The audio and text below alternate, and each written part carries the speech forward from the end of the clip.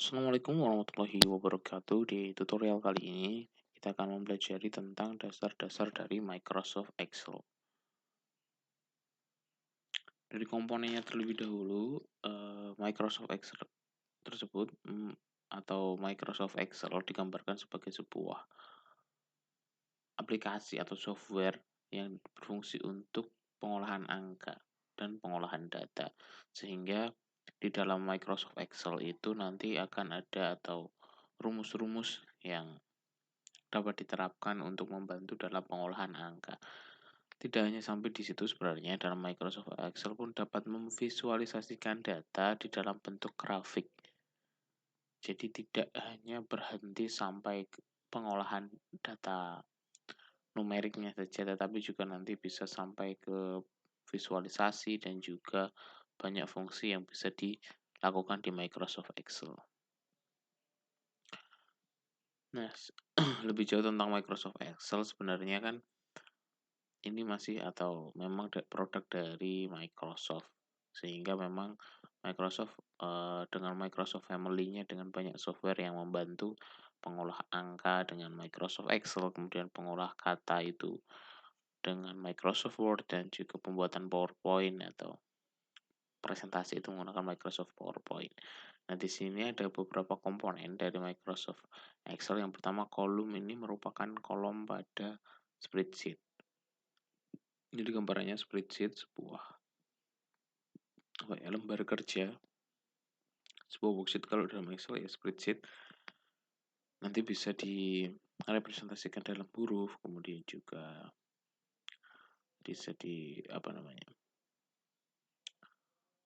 gunakan untuk pengolahan angka dan banyak. Jadi spreadsheet di sini biasanya dalam huruf ada kolom ya. Kolom itu direpresentasikan dalam huruf dan baris itu direpresentasikan dari angka. Jadi nanti akan ada irisan namanya yang ketiga yaitu cell.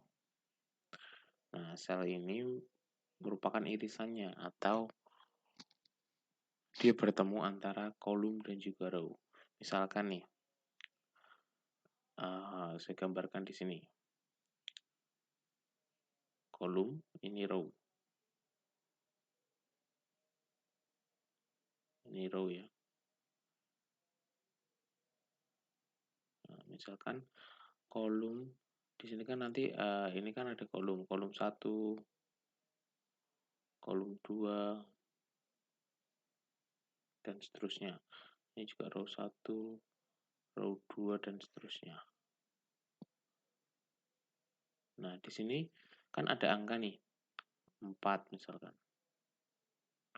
Nah, disinilah sel itu berada. Di sini tempat bertemunya antara kolom dan juga baris. Jadi itu bisa dikatakan sel. Jadi sel itu bagian terkecil sebagai tempat penulisan. Nah, kan teman-teman dalam melihatnya itu seperti ini, kolom 1, kolom 2 dan seterusnya. Row 1 dan row 2. Nah, ini namanya sel, perpotongan antara C1 dan R1. Nah, ini representasinya pakai huruf A, B, C, D, E, dan seterusnya. Kalau di baris atau row-nya tidak mengikuti huruf, jadi tinggal 1, 2, 3, 4, dan seterusnya. Jadi bacanya adalah, misalkan gini ya, 1 ini dengan A. Berarti ini adalah A1. Nah, itu berarti ada di sel A1. Jika ada data 4 di sini. Ada data 5 di sini. Bacanya adalah B. Di sini kan balik kolom B. B1. Seperti itu. Jadi cara membacanya adalah dari baris ke kolomnya. Kemudian name box di sini merupakan kotak yang menunjukkan letak sel yang sedang aktif. Jadi dia akan ada sel yang dalam kotaknya itu menunjukkan dia ada di sel yang mana. Kemudian formula bar ini kotak di atas ya, untuk menggambarkan isi sel aktif bisa diisi sebenarnya maupun formula. Jadi nanti bisa digunakan untuk penulisan rumus ataupun nilai nyatanya. Kemudian sheet itu diartikan sebagai page pada dokumen, namun secara default MS Word akan menampilkan MS Excel akan menampilkan 3 sheet.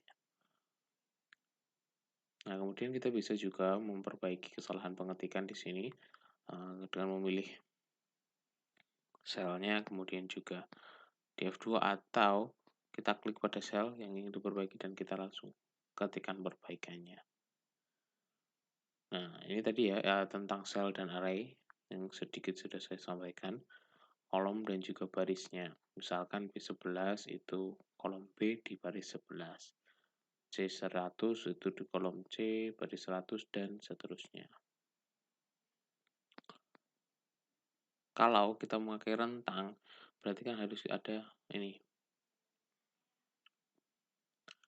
A1 sampai A10, A1 sampai B11 ini biasanya digunakan untuk misalkan kita mencari sum, kita mencari average, itu berarti kan kita butuh rentang menggunakan titik dua.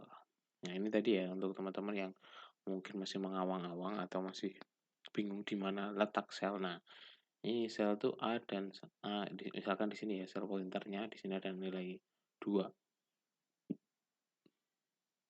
Maka posisinya adalah di A1. Di sini ada nilai 4, berarti posisinya di B1 dan seterusnya. Nah, kemudian di sini ada baris rumus atau yang digunakan untuk menuliskan rumus ataupun nilai nyatanya. Spreadsheet tadi ada di sini untuk menunjukkan dia ada di sheets berapa. Kemudian juga menu barnya ada file, home, insert, back, layout, formula, data, review, dan view kurang lebih sama dengan apa yang ada di Microsoft Word ataupun PowerPoint, hanya beberapa saja mungkin yang membedakan seperti ada formula, kemudian juga data yang nanti isinya nanti juga tentu akan menginputkan data dan juga rumus-rumus yang akan digunakan. Kemudian status bar ini ada dua area utama yaitu message area dan juga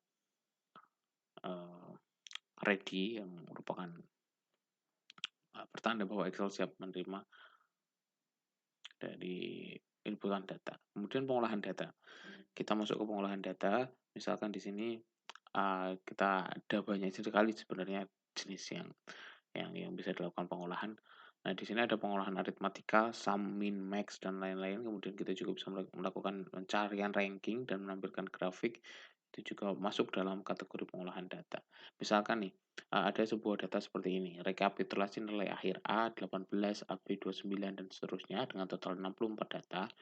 Maka kita juga bisa melakukan atau memvisualisasikannya dalam bentuk chart. Nah, baik itu dari pie chart, kemudian juga diagram batang dan sebagainya itu kita bisa gunakan sesuai dengan pilihnya. Caranya kita tinggal blok saja ini, kemudian kita bisa insertkan grafik. Nah, insertnya seperti ini ya. Blok tabelnya tadi, pilih insert, kemudian kita pilih chart di sini. Nah, di sini ada recommended chart, ada yang diagram batang, diagram lingkaran, ada juga yang menggunakan diagram garis dan sebagainya. Baru kita bisa pilih, misalkan kita pakai batang, di sini ada juga pilihannya. Seperti itu. Oke, tutorial kali ini saya cukupkan sampai di sini. Semoga dapat dipahami teman-teman semua. Terima kasih atas perhatiannya. Saya akhiri. Wassalamualaikum warahmatullahi wabarakatuh.